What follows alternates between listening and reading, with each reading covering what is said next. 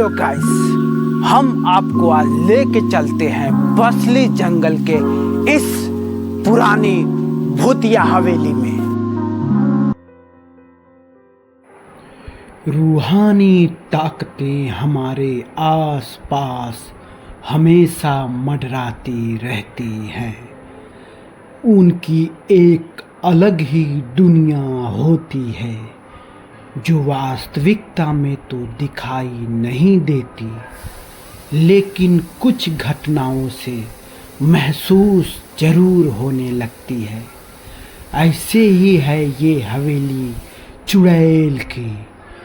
दरअसल ये पुरानी हवेली जिसमें कई साल पहले राजा महाराजा रहा करते थे, लेकिन अब यह वीरान पड़ी है क्योंकि उन राजाओं के वारिस इस दुनिया से उस दुनिया में चले गए हैं।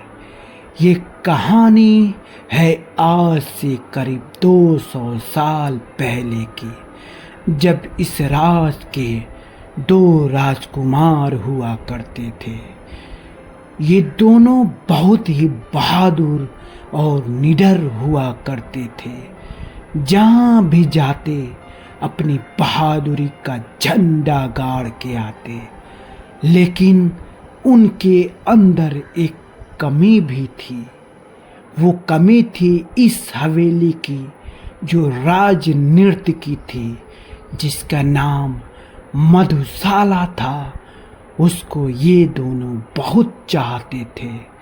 एक बार जब पड़ोसी राज्य से युद्ध हुआ और इस युद्ध में हर तरफ लहू ही लहू दिख रहा था, फिर दोनों राजकुमारों ने अपने बुद्धि कौशल से उस राज्य को हरा दिया। तो उस जीत की खुशी में इस हवेली में जीत की खुशी में नृत्य का आयोजन हुआ।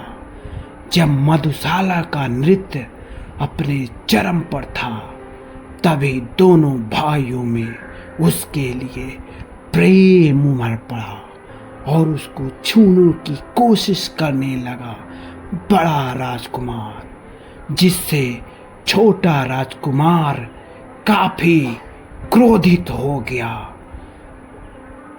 और उसने क्रोध में उस नर्तकी को अपनी तलवार से 2 टुकड़े कर दिए।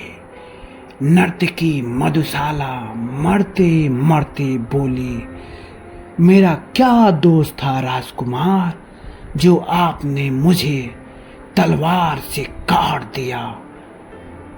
मैं आऊंगी, मैं दोबारा आऊंगी और तुम सबको बर्बाद कर दूंगी।